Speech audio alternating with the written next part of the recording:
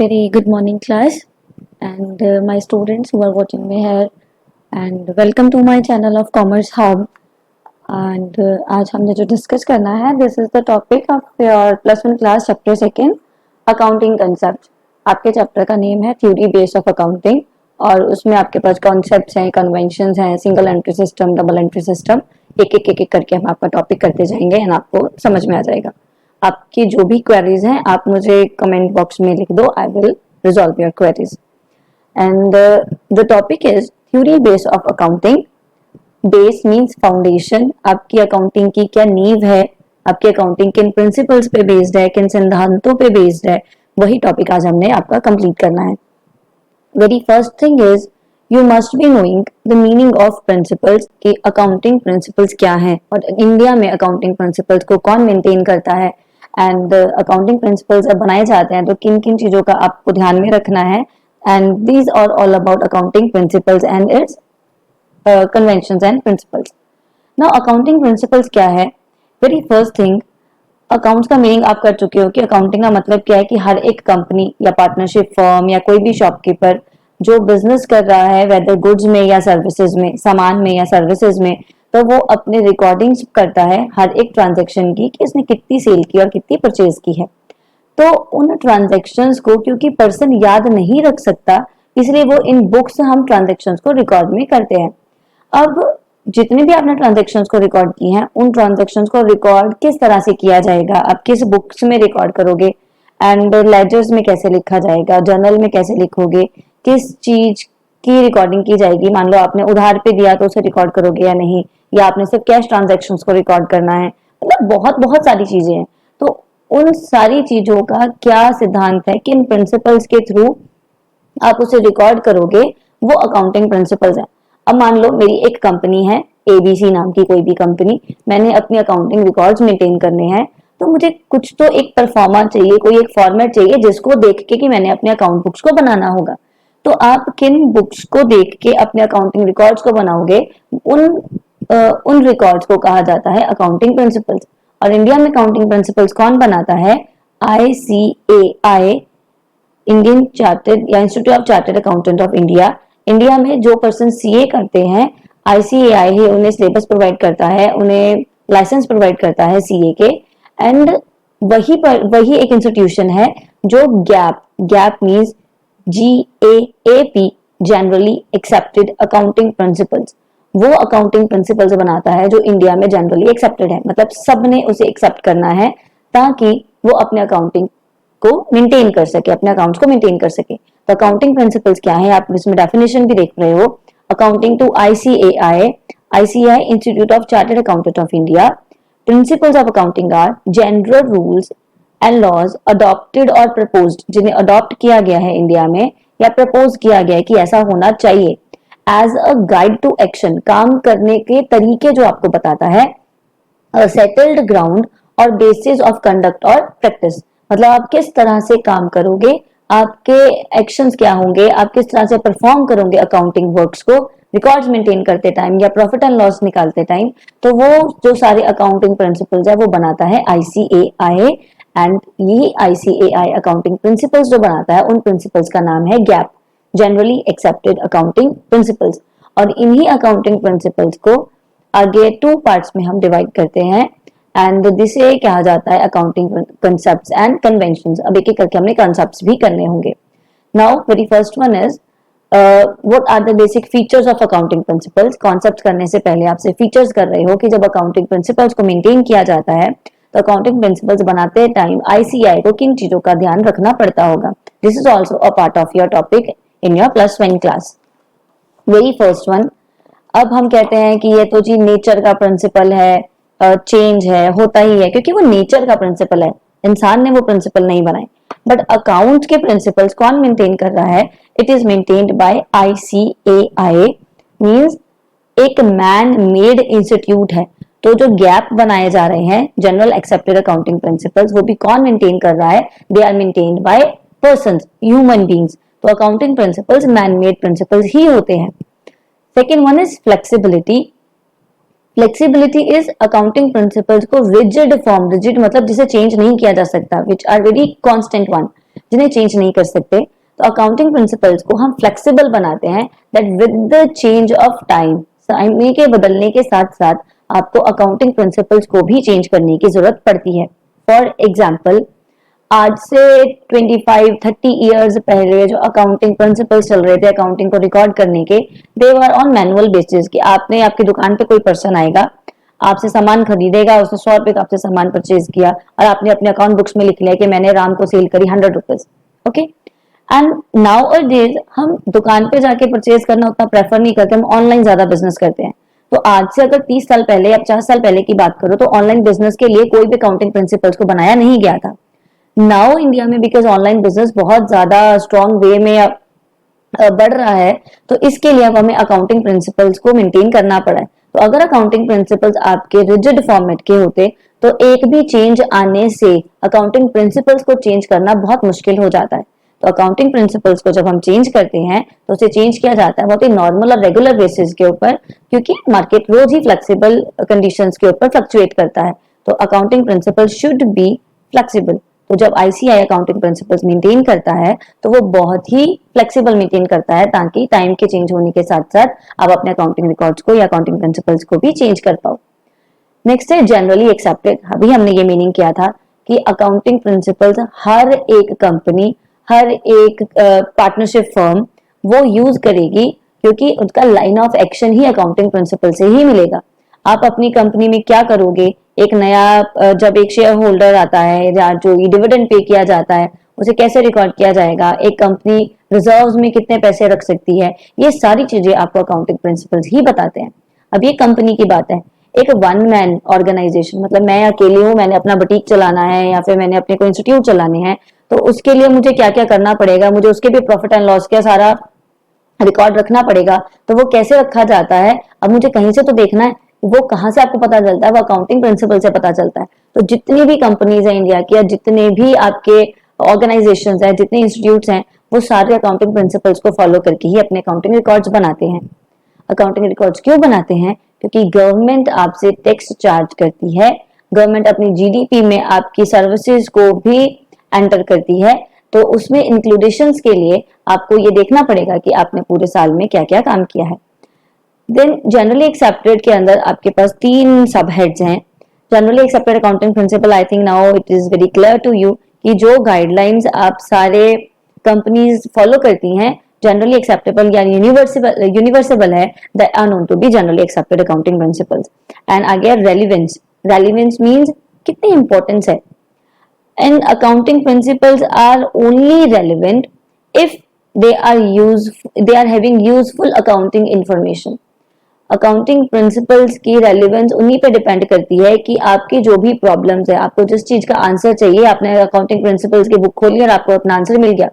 अगर आपको अपनी पहली प्रॉब्लम का आंसर मिल गया उस बुक से, अकाउंटिंग प्रिंसिपल्स की बुक से, तब भी जब आपकी सेकंड प्रॉब्लम को एराइज होगी, आप उस तब अपनी अकाउंटिंग प्रिंसिपल्स की बुक दोबारा खोलोगे। आपकी पहली प्रॉब्लम सॉल्व नहीं हुई तो आपको पता है कि मेरी प्रॉब्लम सॉल्व नहीं करेगी, तो फिर मैंने दोबारा आपकी बुक ओपन करने की जरूरत नहीं पड़ेगी। Means relevance, what is the importance of accounting principle, that is each and every concept is clearly mentioned here। आपकी जितनी भी प्रॉब्लम्स है, आपकी जो भी क्वेरीज है, अकाउंटिंग प्रिंसिपल्स आपकी वो क्वेरीज को रिजॉल्व करते हैं। Second one is objectivity. Objectivity means it is free from personal biasness. कोई कंपनी के लिए, किसी भी इंडस्ट्री के लिए, किसी ऑर्गेनाइजेशन के लिए बायसनेस नहीं है। आपकी जितनी भी कंपनीज हैं सबके लिए accounting principles are on a same hand. Next one is feasible. Feasible nature, like कितनी कॉम्प्लेक्सिटी है, कितनी कॉस्ट अराइज होगी, and whether you are going to apply it on your organisation और not, it is feasible. Means आप किस हद तक इन्हें यूज कर सकते हो एंड कहाँ कहाँ अप्लाई कर सकते हो और उसको अप्लाई करने की क्या कॉम्प्लेक्सिटी है। And accounting principles are maintained with मतलब you can say easy language में मेंटेन किए गए हैं, so that each and every person can understand it very in a easy way. तो they are the feasibility, first man-made, second flexibility, generally accepted, and they are having subheads relevance, objectivity and feasibility. Now we are having our accounting concept. This is the main topic जिसका आपका long question भी होता है and you are having such short notes also. आपको एक एक accounting concept आपके short notes में भी हो सकते हैं। And if you are having any doubt in these very concepts, आप उनको कमेंट बॉक्स में कभी भी पूछ सकते हो। Very first one is business entity concept. What is business entity concept? Entity means पहचान। बिजनेस की पहचान का concept is business entity concept. Now I am Rohini, मेरी एक कंपनी है, companies name is ABC company. Company की पहचान अलग है, मेरी पहचान अलग है। मीन्स अकाउंटिंग प्रिंसिपल्स कहते हैं company and its owners are two different identities. एक कंपनी की आइडेंटिटी बिल्कुल अलग होगी, उसकी पहचान अलग होगी, एंड कंपनी के ओनर की पहचान बिल्कुल अलग होगी। लेकिन कुछ केसेस के अंदर इस पहचान को एक कर दिया जाएगा अगर ओनर किसी से कंपनी के नाम पे धोखाधड़ी करता है। तो ये दूसरा कॉन्सेप्ट है जो आप आने वाली क्लासेस में पढ़ोगे। अभी आपने सिर्फ इतना करना है कि बिजनेस एंटिटी कॉन्सेप्ट ये कहता है that the company and the owner of the company और share holders of the company is having different identities. Company को प्रॉपर छूट है अपने नाम पे कॉन्ट्रैक्ट करने की। अगर कंपनी अपने नाम पे कोई कॉन्ट्रैक्ट बनाती है या कोई एग्रीमेंट बनाती है तो वो अपने सिग्नेचर्स करेगी। अब कंपनी कोई पर्सन तो है नहीं जो अपने सिग्नेचर्स करे, इसीलिए कंपनी की एक सील होती है, एक स्टैंप होती है। उस स्टैंप के साथ, कंपनी की सील के साथ डायरेक्टर्स के एंड उसके मैनेजिंग डायरेक्टर्स के साइन किए जाते हैं ताकि कंपनी के नाम पे कोई कॉन्ट्रैक्ट हो सके। अगर कोई पर्सन केस भी करता है तो वो कंपनी पे केस करता है, वो कंपनी के ओनर पे केस नहीं करता टिल द टाइम कुछ एक्सेप्शंस नहीं होती। Otherwise company and the identity of the companies owners is totally different. Next one is money measurement concept. Money measurement concept means आप जितनी भी अकाउंटिंग ट्रांजेक्शन्स को रिकॉर्ड करोगे, these recordings should be in monetary figures only. आपकी सारी की सारी जो कॉन्सेप्ट्स हैं वो मनी फॉर्म के अंदर ही होनी चाहिए। फॉर एग्जाम्पल, मेरी ऑनेस्टी, मैं कितनी ईमानदार हूँ, ये चीज मैं अपनी अकाउंट बुक्स में नहीं लिख सकती कि मैं 500 रुपया ईमानदार हूँ। ऐसा नहीं हो सकता, बिकॉज ईमानदारी, आप ऑनेस्टी को मनी फॉर्म के अंदर कभी भी मेजर नहीं कर सकते। आपने 500 की सेल की, आपने 1000 की सेल की, आपने 200 रुपए का परचेज किया, तो ये परचेज सेल आप मनी फॉर्म के अंदर रिकॉर्ड कर सकते हो। तो अकाउंटिंग प्रिंसिपल्स या अकाउंटिंग कॉन्सेप्ट कहते हैं कि आपने अकाउंट्स में जो कुछ भी रिकॉर्ड करना है, जितना कुछ भी रिकॉर्ड करना है, that should be under the considerations of money only. सिर्फ मनी फॉर्मेट की ट्रांजैक्शंस को ही रिकॉर्ड किया जा सकता है। विदाउट मनी ट्रांजैक्शंस, मतलब जो कि आपकी इमोशनल ट्रांजैक्शंस हैं, उन्हें हम अकाउंट्स के अंदर रिकॉर्ड नहीं करते। Next is going concern concept. What is going concern concept? Going चलता जाएगा, it will be never ending procedure. Going concept कहता है आप जब एक कंपनी ओपन करते हो, company, partnership firm, whatever the firm you want to open, आप जब एक कंपनी ओपन करते हो तो एक कंपनी ओपन करते टाइम बहुत मनी लगती है। मुझे प्लांट एंड मशीनरी चाहिए, करोड़ों रुपए मुझे इन्वेस्ट करने हैं। अगर आप एक small scale industry open up कर रहे हो तो मिनिमम 25, 30, 40 लाख आपको लगाने पड़ते हैं। अगर आपको ये पता लग जाए या आप ये सोचते हो कि बस मेरी कंपनी तो 6 महीने चलेगी या 1 साल चलेगी या 2 साल चलेगी, उसके बाद तो मेरी कंपनी बंद हो जाएगी, तो आप इतनी हैवी इन्वेस्टमेंट अपनी कंपनी में कभी नहीं करोगे, क्योंकि आपको पता है 2 साल बाद बंद हो जाएगी, तो 40 लाख की इन्वेस्टमेंट क्यों करो? क्योंकि 40 लाख आप 2 साल में तो अर्न करने वाले नहीं हो। इसीलिए जितने भी पर्सन है वो हमेशा यही सोच के कंपनी ओपन अप करें। अकाउंटिंग प्रिंसिपल ये कहता है कि कंपनी कभी बंद नहीं होगी, it will be going on. चाहे शेयर होल्डर आते हैं, शेयर होल्डर चले जाते हैं, शेयर होल्डर की डेथ हो जाती है या वट एवर, कंपनी कभी बंद नहीं होगी। क्यों? क्योंकि कंपनी एक डिफरेंट आइडेंटिटी है। मेरी कंपनी, मेरे बाद कंपनी चलेगी, क्योंकि मेरे जो लीगल हायरर्स होंगे, जिनको मेरी प्रॉपर्टी ट्रांसफर होगी, वो कंपनी वही आगे चलाएंगे। तो फिर मेरे मरने से मेरी कंपनी बंद नहीं होती। तो गोइंग कंसर्न कंसेप्ट कहता है कि जब भी आप अपनी कंपनी कैरी ऑन कर रहे हो, अपनी कंपनी स्टैब्लिश कर रहे हो, always we will have a idea in our mind कि कंपनी गोइंग कंसर्न है, वो कभी बंद नहीं होगी। It will be move on as it is. अब कंपनी को लॉसेज होते हैं, कंपनी कभी बंद हो जाती है, तो वो डिफरेंट कंसेप्ट है, बट आप हमेशा बिजनेस यही सोच के करोगे कि it is a going concern. Next one, accounting period concept. Accounting period concept आपसे क्या कहता है? अकाउंटिंग पीरियड, हमारा calendar year and accounting year 2 years होते हैं। कैलेंडर ईयर स्टार्ट होता है 1 जनवरी टू 31 दिसंबर, लेकिन अकाउंटिंग ईयर स्टार्ट होता है 1 अप्रैल से 31 मार्च। जैसे आपके स्कूल स्टार्ट होते हैं, स्कूल भी हमारे 1 अप्रैल से स्टार्ट होते हैं और 31 मार्च को रिजल्ट आता है। बट एज इट इज जो हमारे अकाउंटिंग पीरियड कॉन्सेप्ट है वो ये कहता है कि जितनी भी मेजर कंपनीज हैं उनके लिए मैंडेटरी है अपने अकाउंट बुक्स मेंटेन करना, जिनका साल स्टार्ट होगा 1 अप्रैल से 31 मार्च को। अब वो 31 मार्च को ये डिसाइड करेंगे अपने अकाउंटिंग रिकॉर्ड से कि उन्होंने पूरे साल में कितना प्रॉफिट अर्न किया और कितना लॉस अर्न किया, मतलब क्या प्रॉफिट क्या लॉस है, क्या ट्रांजेक्शन उन्होंने की है। तो एक कंपनी सिर्फ पूरे साल की रिकॉर्डिंग करती है, सिर्फ 12 महीने की, एंड 12 महीने की रिकॉर्डिंग की सारी एंट्रीज उसकी कब खत्म होती है, 31 मार्च को। अब कुछ कंपनीज के ऊपर ये ऑब्लिगेशन नहीं है, कुछ कंपनीज आपकी 1 जनवरी से ही स्टार्ट होती हैं और 1 जनवरी से ही अपने सारे अकाउंटिंग रिकॉर्ड्स मेंटेन करना स्टार्ट करती हैं, क्योंकि वो बहुत मेजर कंपनीज नहीं है जिनके ऊपर ऑब्लिगेशन नहीं है। कुछ कंपनीज के ऊपर ऑब्लिगेशन है कि उन्होंने 1 अप्रैल से ही स्टार्ट करना है, एंड जिनके ऊपर ऑब्लिगेशन नहीं है वो अपने आप स्टार्ट करते हैं। ना सपोज मैंने बहुत लार्ज स्केल एक कंपनी ओपन की है जिसके ऊपर ऑब्लिगेशन है, मतलब गवर्नमेंट का डंडा चलता है कि आपको 1 अप्रैल से ही अपना ईयर स्टार्ट करना है। मैंने अपनी जो कंपनी स्टैब्लिश की वो स्टैब्लिश की 1 अक्टूबर को, 1 अक्टूबर। तो अब 1 अप्रैल तो है नहीं क्योंकि मैंने इन बिटवीन द ईयर अपना बिजनेस स्टार्ट किया है, तो मेरी जो अकाउंट बुक्स बंद होंगी वो 31 मार्च को ही बंद होंगी।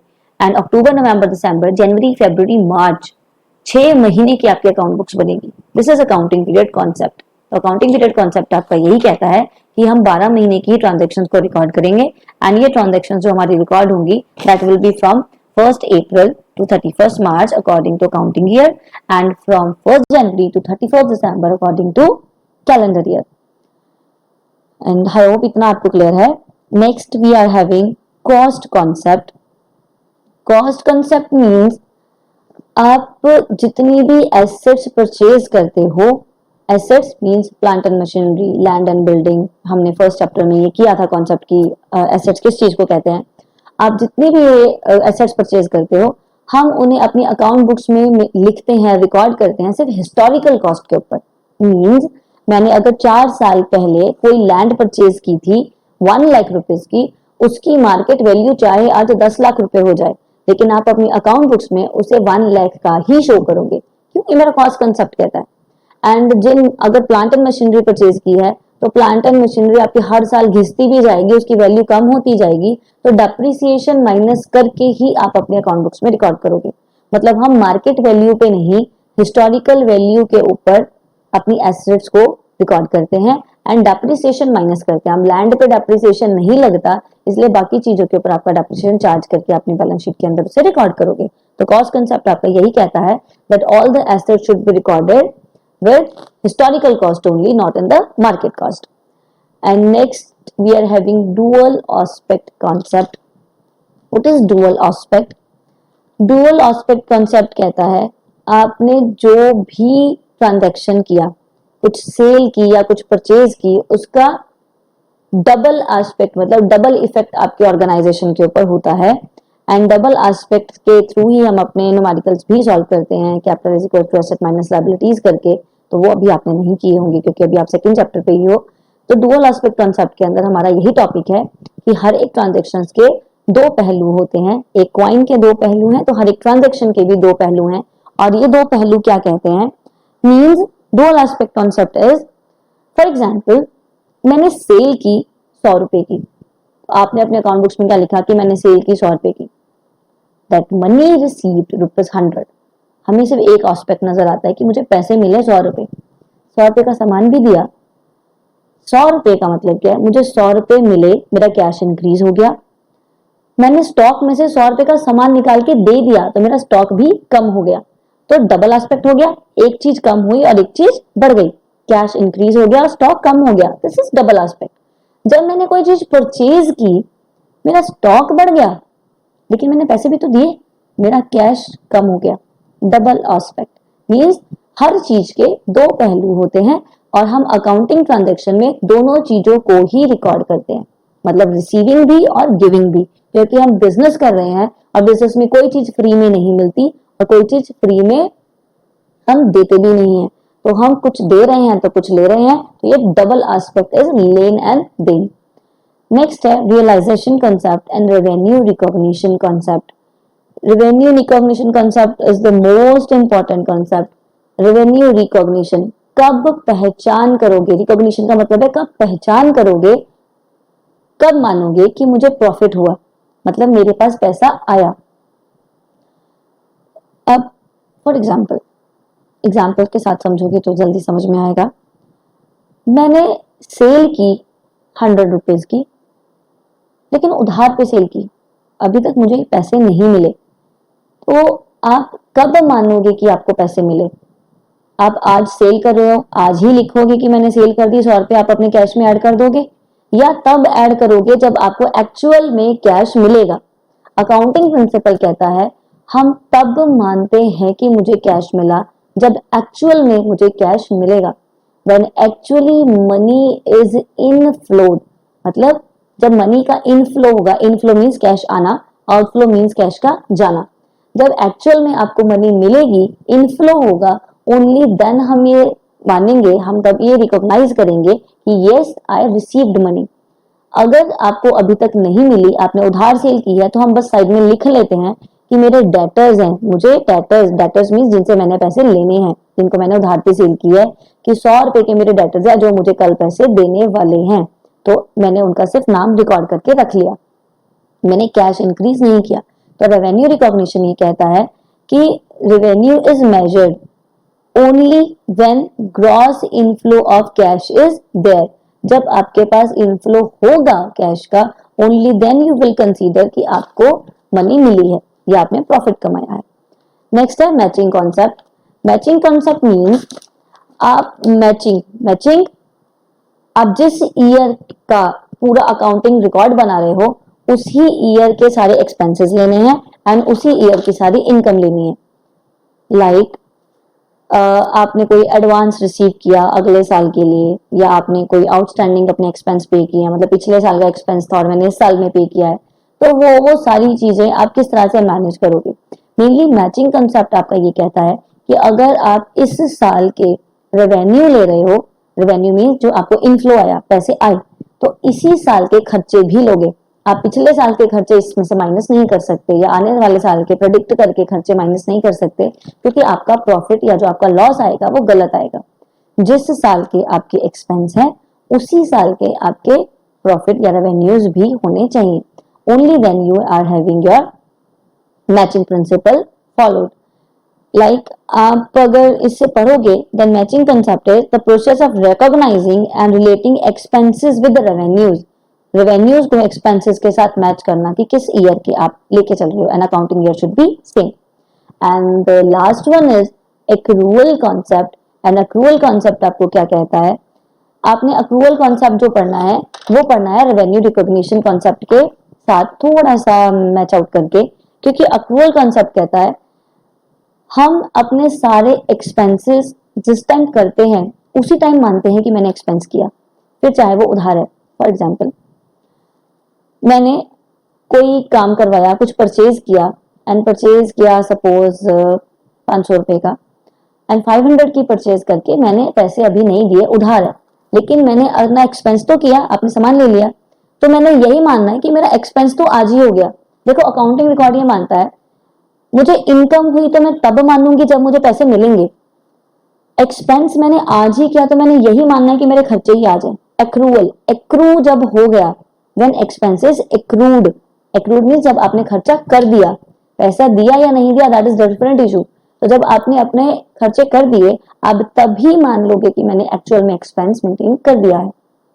तो एक्रूअल कंसेप्ट एक्सपेंसेस के लिए है, एंड रेवेन्यू रिकॉग्निशन कंसेप्ट आपका रेवेन्यू मतलब इनफ्लो के लिए है. Accrual concept is for outflow. आप ये मानोगे कि जब आपने खर्चे किए उसी टाइम मैं अपने अकाउंटिंग रिकॉर्ड करूंगी. एंड रेवेन्यू रिकॉग्निशन आपको ये कहता है कि whenever you are receiving money, only then आप अपने अकाउंट बुक्स में लिखोगे कि मैंने मनी रिसीव कर ली. This is all about your accounting concept. And इसकी नेक्स्ट वीडियो में we will discuss different concept, different conventions, and after one जो कुछ होगा हम उसे यहीं पे समझ लेंगे. और कोई अगर आपकी क्वेरी है तो प्लीज मुझे कमेंट सेक्शन में लिख दो. Thank you so much, and this is all about accounting concepts.